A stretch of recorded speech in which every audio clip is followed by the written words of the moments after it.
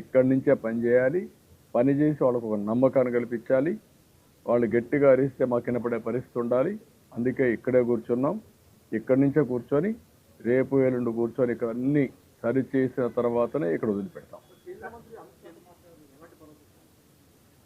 ముందు నేను issue brief చేశాను ఆయనకి. జరిగిన సంఘటన ఈరోజు మీరు చూస్తున్నారు. 98లో ఒకసారి నేను చెప్పిన ప్రకారం 9,28,000 క్యూసెక్స్ ఆఫ్ వాటర్ వచ్చింది. ఆ తర్వాత 9,72,000 క్యూసెక్స్ ఆఫ్ వాటర్ రావడం ఇది మొదటిసారి. చరిత్రలో ఇటీవల కాలంలో ఎప్పుడు ఇది రికార్డు కాలేదు కృష్ణానదిలో. అలాంటిది వచ్చినప్పుడు వారి దృష్టికి కూడా తీసుకొచ్చి ఇప్పటికే కొన్ని వీక్ బండ్స్ ఉన్నాయి. ఇప్పటి వరకు మనం ఇక్కడ చూస్తున్నాం విజయవాడలో జరిగిన డ్యామేజ్. ఇక్కడి నుంచి డౌన్ బిలో వెళ్తుంది. ఆ డౌన్ బిలో వెళ్ళినప్పుడు కొన్ని దిక్కల బండ్స్ అన్నీ కూడా వీక్గా ఉంటే ఆ నీళ్లు కూడా పొలాల మీదకి కానీ లేకపోతే గ్రామాల మీదకి కానీ వచ్చే అవకాశం కూడా ఉంటుంది. దాన్ని కూడా మానిటర్ చేసుకోవాలి రాత్రికి. అవి మానిటర్ చేసుకొని ఇది వరద తగ్గే వరకు, ఫ్లడ్ తగ్గే వరకు ఎక్కడికక్కడ అన్ని జాగ్రత్తలు తీసుకొని ఈరోజు అక్కడ అవసరమైతే కొన్ని ఇసుక బస్తాలు పెట్టుకోవడం, ప్రజలను అప్రమత్తం చేయడం, అక్కడ కూడా ఎక్కడ బండ్ తెగిపోకుండా కాపాడుకోవడం, బ్రీచెస్ పడకుండా కాపాడుకోవడం అది కూడా అవసరం. దానికి కూడా ఏమేమి చేయాలో అవన్నీ చేస్తాం.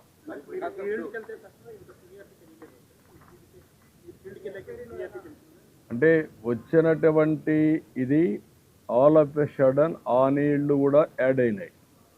బుడమేరు ఎప్పుడు ఇంపల్సివ్గా వస్తుంది. వచ్చినప్పుడు ఆ నీళ్లు చేరే కొద్దికి అంత మునుపు కొన్ని ప్రాంతాల్లో నీళ్లు వస్తాయని ఎక్స్పెక్ట్ చేశారు. ఎప్పుడైతే బుడమేరు నీళ్లు వచ్చాయో all of a sudden Munneru కానీ బుడమేరు కానీ సడన్గా వస్తాయి. ఆ నీళ్లు కూడా వచ్చాయి. ప్లస్ ఇక్కడ వచ్చే నీళ్లు వచ్చాయి, ఆ నీళ్లు వచ్చాయి. రెండు ఎదురు తగిలే కొద్దికి ప్రమాదం ఇంకా ఎక్కువ అయిపోయింది. ఆ బ్రీచెస్ కూడా ఉన్నాయని ఎవరికి తెలియదు. అడ్మినిస్ట్రేషన్ కూడా కొత్తగా వచ్చిన 80 రోజుల్లో ఎక్కడెక్కడ బ్రీచెస్ ఉన్నాయో వాళ్ళు చూసుకోలేదు. ముందు పెట్టిన వాళ్ళు కూడా ఎక్కడ పట్టించుకోలేదు. అన్నీ కలిపే కొద్దికి ఈ ప్రమాదం వచ్చే పరిస్థితి వచ్చింది.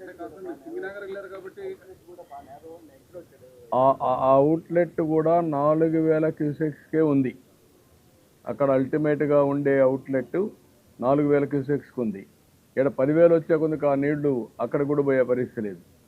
ఆ సమస్యలు కూడా వచ్చాయి.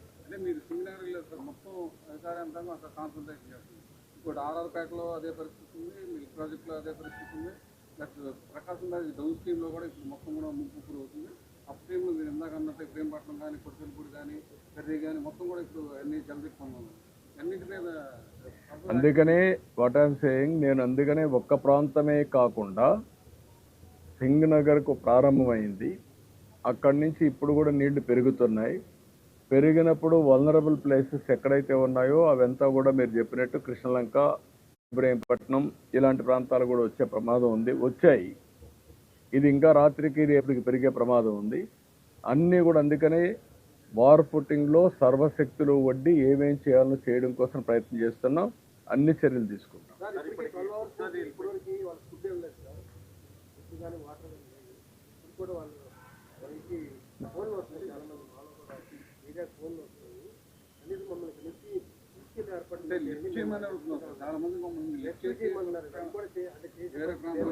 అంటే ఇప్పుడు నేను ఏమంటానంటే రాత్రికి అందరినీ తీసుకురావాలంటే ఒక 1000 మందిని 2,000 మంది తీసుకురాగలుగుతాం.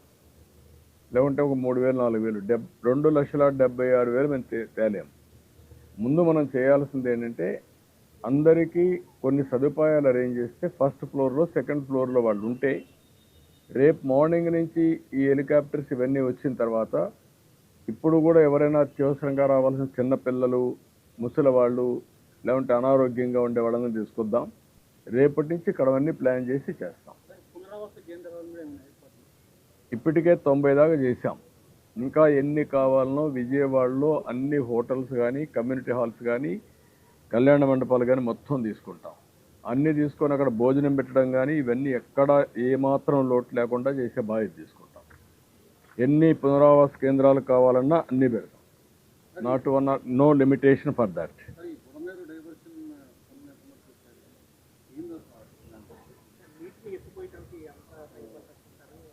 ఇప్పుడు ప్రస్తుతానికి బుడమేరు ఆ బ్రీచెస్ క్లోజ్ చేయడానికి కూడా రాత్రి లైట్లు పెట్టి అక్కడ వర్క్ కూడా స్టార్ట్ చేశాం. జనరేటర్ పెట్టాం, లైట్లు పెట్టాం. అవి ఆ బ్రీచ్ని ఏ విధంగా క్లోజ్ చేయాలనో రోడ్డు అవన్నీ యాక్సెస్ పెట్టి అవన్నీ చేయడం కోసం ప్రయత్నం చేస్తున్నాం. అది కూడా క్లారిటీ వస్తుంది. ఒక పక్క బుడమేరుని బ్రీచ్ క్లోజ్ చేయడం, పైన నుంచి వచ్చే వాటరు ఇంకొన్ని ప్రాంతాలకు స్ప్రెడ్ అయింది. ఇప్పుడు ఈ నీళ్లు బ్యాక్ కొట్టే కొద్దికి ఇబ్రహీంపట్నంకి వెళ్ళాయి.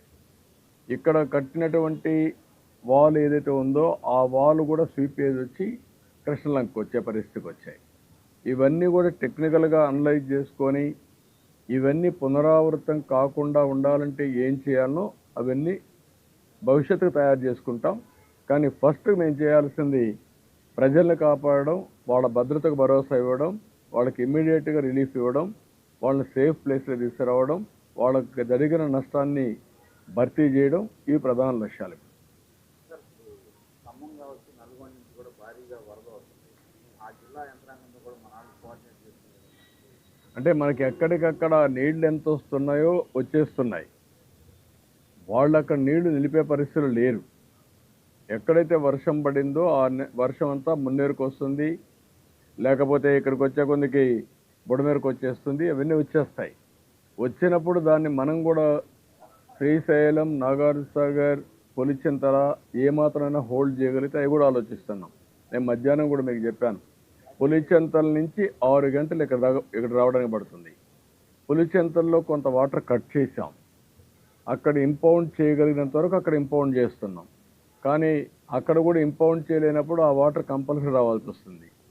అదే మరి ఇంటర్మీడియట్ వచ్చేటివన్నీ కూడా మున్నేరు, బుడమేరు ఇవన్నీ కూడా వచ్చే పరిస్థితి వస్తున్నాయి. ఇవన్నీ రాత్రికి మాకు క్లారిటీ వస్తుంది. తగ్గుతుందా, ఇంకా పెరుగుతుందా, అవర్లీ చూస్తున్నాం. అవర్లీ మీరు చూస్తే 8 o'clock 9,40,000 క్యూసెక్స్ ఉంది. అదే మరిగా ఈరోజు 8 గంటలకు అది ఉంటే 9 గంటలకు 9,72,000 పెరిగింది. అంటే దగ్గర దగ్గర 32,000 క్యూసెక్స్ ఆఫ్ వాటర్ పెరిగింది. సో ఇవన్నీ ఉన్నాయి, అన్నీ మానిటర్ చేస్తున్నాం. క్లోజ్గా మానిటర్ చేసి ఎన్ని విధాల ప్రయత్నం చేయాలో అన్ని విధాల ప్రయత్నం చేసి water regulation, flood management, rescue, relief and rehabilitation మొత్తం కూడా ప్లాన్ చేస్తాం. చిత్తూరు జిల్లా లంక గ్రామాలకు కూడా వరద నీరు చేరి అక్కడ కూడా రాకపోకలన్నీ ఉన్నాయి. ఆ ప్రాబ్లమ్స్ కూడా వస్తున్నాయి. దానికి కూడా అందుకే రేపు హెలికాప్టర్స్ అన్నీ వస్తే ఎక్కడెక్కడ అవసరమో డిప్లాయ్ చేసుకుంటాం. వాళ్ళకు కూడా ఏమేం చేయాలో అన్ని వర్కౌట్ చేస్తాం.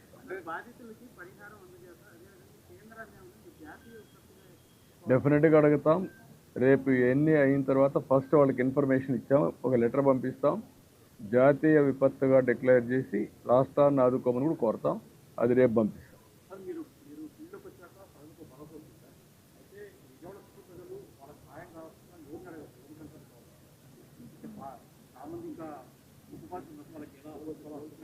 అంటే మీ కాల్ సెంటరు నేను 2 నెంబర్లు పెట్టాము కాల్ సెంటర్. అదేమా ఇప్పుడే ఇస్తాను నెంబరు, చూడ ఎటువంటి ఆ నెంబర్ అండి. ఇప్పుడు నేను కమాండ్ కంట్రోల్ నెంబర్ 112 లేకపోతే 107 ఈ నెంబర్కి కాల్ చేయండి. 112-107 ఇక్కడ నెంబర్ ఆఫ్ కాలర్స్ని పెట్టాం, నెంబర్ ఆఫ్ లైన్స్ పెట్టాం. ఇక్కడ ముందు ఇచ్చిన నెంబరు ఓన్లీ 1 నెంబర్ ఉంది, ఇది కలెక్టరేటివ్. ఇది కంట్రోల్ రూమ్ పెట్టి అక్కడ ఎవరు చేసినా అవన్నీ కన్సాలిడేట్ అవుతాయి. నేను కూడా అందరికి IVRS ఇస్తాను. నా పేరుతో ఇది అవుతాను ఒక IVRS తీసి నేను కూడా పంపిస్తున్నా. వాళ్ళు ఇచ్చిన ఫీడ్బ్యాక్ తీసుకుంటా, రెగ్యులర్గా వాళ్ళతో టచ్లో ఉంటా, మీ ద్వారా కూడా తెలియజేస్తా. ఎప్పటికప్పుడు వాళ్ళ ఫీడ్బ్యాక్ కూడా తెలుసుకొని అవసరమైతే మళ్ళీ నాకు కృష్ణలంక ఆ ప్రాంతం కూడా తెప్పించుకుంటాను, ఇబ్రహీంపట్నం తెప్పించుకుంటాను. కాంప్రహెన్సివ్గా ఒక హ్యూమన్లీ ఏమేమి పాసిబిలిటీ ఉంటే అన్నీ చేస్తాం. నో క్వశ్చన్ ఆఫ్ కాంప్రమైజ్, ఎక్కడ రాజీ పడే పరిస్థితి లేదు. ఈ అవసరమైతే 3-4 రోజులు మేలుకుంటాం, రాత్రి మగుళ్ళు పనిచేస్తాం. ప్రతి ఒక్కరికి న్యాయం జరిగిన తర్వాత ఇక్కడి నుంచి బయలుదేరాం. ఇప్పుడే వెళ్తాను. ఇది మీ అయినాక మళ్ళా ఆఫీసర్లందరినీ, మా సెక్రటరియట్లో ఉండే సీనియర్ ఆఫీసర్స్ అందరినీ రమ్మన్నా. ఆల్ IAS ఆఫీసర్స్, సెక్రటరీస్ అందరూ సీనియర్ సెక్రటరీస్ కూడా ఒక్కొక్క సచివాలయం తీసుకుని మానిటర్ చేస్తాం. మేమేదో పెత్తనం చేయడానికి లేము. మేము ప్రజలకు సేవకులుగా ఉంటాం. వాళ్ళకు న్యాయం జరిగే వరకు ఇక్కడే ఉంటాం. లాస్ట్ టైం కూడా నేను హరికేన్ తుఫాన్ వచ్చినప్పుడు రాజమండ్రిని ఆర్డీఓ ఆఫీస్ని సెక్రటరీగా చేసుకొని 10 రోజులు అక్కడే ఉన్నా నేను. అదే మరిగా విశాఖపట్నంలో కలెక్టరేట్ని సెక్రటరీగా చేసుకొని అక్కడే ఉన్నా. కష్టాలు వచ్చినప్పుడు ఏమాత్రం కూడా అజాగ్రత్త వహించకుండా పూర్తిగా బాధ్యత తీసుకొని పనిచేస్తాం, అన్నీ సెట్ చేస్తాం.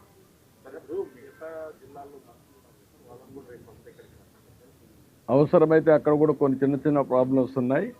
ఎందుకంటే అన్ని దిక్కల వర్షాలు పడ్డాయి. అవన్నీ చూసుకొని ఫ్రీగా ఉండే మంత్రులను రమ్మంటాం, వాళ్ళు కూడా సూపర్వైజ్ చేయమంటాం.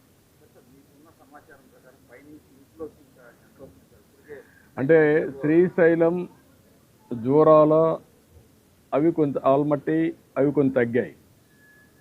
అయితే శ్రీశైలం నుంచి నాగార్జున సాగర్కి వచ్చేవి కూడా తగ్గుతున్నాయి.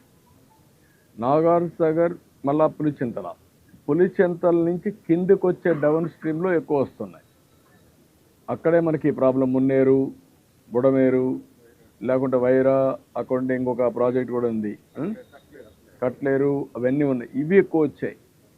అది కూడా నిన్న పడిన వర్షం శ్రీకాకుళంలో, కళింగపట్నంలో క్రాస్ అయినా అక్కడ వర్షం పడకుండా నేరుగా డైరెక్షన్ మొత్తం నల్గొండ, ఖమ్మానికి వెళ్ళిపోయింది.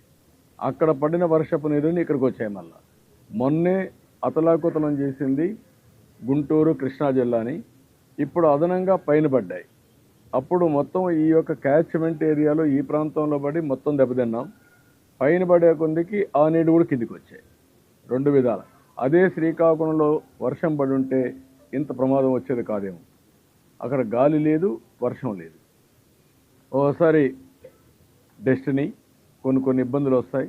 ఆ ఇబ్బందులు సమర్థవంతంగా ఎదుర్కోవడం తప్ప వేరే మార్గం లేదు. ఏం చేయాలో అన్ని చర్యలు చేస్తాం.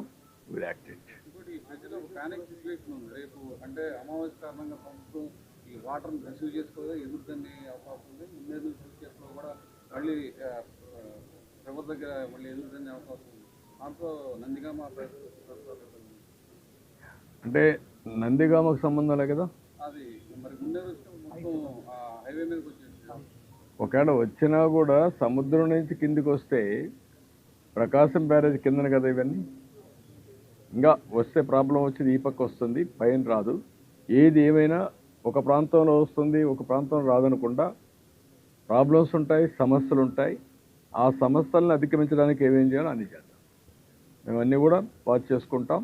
Time to time end to end solutions ఏవైతే ఉన్నాయో మానవత ఎలాంటి తప్పు చేయకుండా మనం మనుషులుగా సమర్థవంతంగా నిర్ణయాలు చేసి ఆ సమర్థవంతంగా ఉండే నిర్ణయాలు అమలు చేసి ప్రాణ నష్టాన్ని కాపాడాం.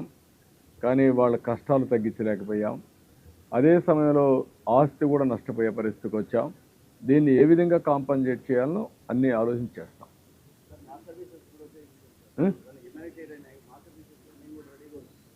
అందరం కలిసి చేయాల్సిన అవసరం ఉంది. ఇప్పుడు ఒకరి మీద ఒకరు ఇది చేసుకోవడం కాదు. ప్రజలను కూడా అప్పీల్ చేస్తున్నా, దయచేసి అర్థం చేసుకోండి. ఇది ఒక విధంగా మేము వచ్చిన 80 రోజుల్లో ఇది రావడం అనేది మొన్నటి వరకు ఆనందపడ్డాం. వర్షాలు బాగుపడ్డాయి, కరువు తగ్గుతుందని, రిజర్వాయర్స్ అన్నీ బాగా ఫుల్ అయ్యాయని. అదే సమయంలో ఈ కష్టం కూడా తెచ్చిపెట్టింది. ఏది ఏమైనా అన్ని విధాల ప్రయత్నం చేస్తాం. అందరి సహకారం తీసుకుంటాం. మీరు కూడా ప్రజలకు ఎప్పటికప్పుడు తెలియజేయండి. మనం ప్రభుత్వం చేసే పనులన్నీ ప్రతి ఒక్కరికి, చివరనున్న ప్రతి ఒక్కరికి వాళ్ళ కష్టం తగ్గించి, బాధలు తగ్గించి సహాయం చేయడం మా ఆలోచన చేస్తాం. Thank you. నేను రాత్రికి ఇక్కడ ఉంటా, మళ్ళీ వెళ్తా. మీకు ఏదైనా ఉంటే టైం టు టైం మేము బులెటిన్ రిలీజ్ చేస్తాం. అవర్లీ బేసిస్ ఎంత వాటర్ వస్తుందో అవి కూడా రిలీజ్ చేస్తాం. అదే సమయంలో ఏమేమి రిలీఫ్లు చేస్తున్నాం, ఏమేమి డెవలప్మెంట్ ఉన్నాయి అన్నీ చేస్తాం. మీకు ఒకటే దీనికి సమాధానం, పెద్ద ఎత్తున సహాయ కార్యక్రమాలు చేయాలి.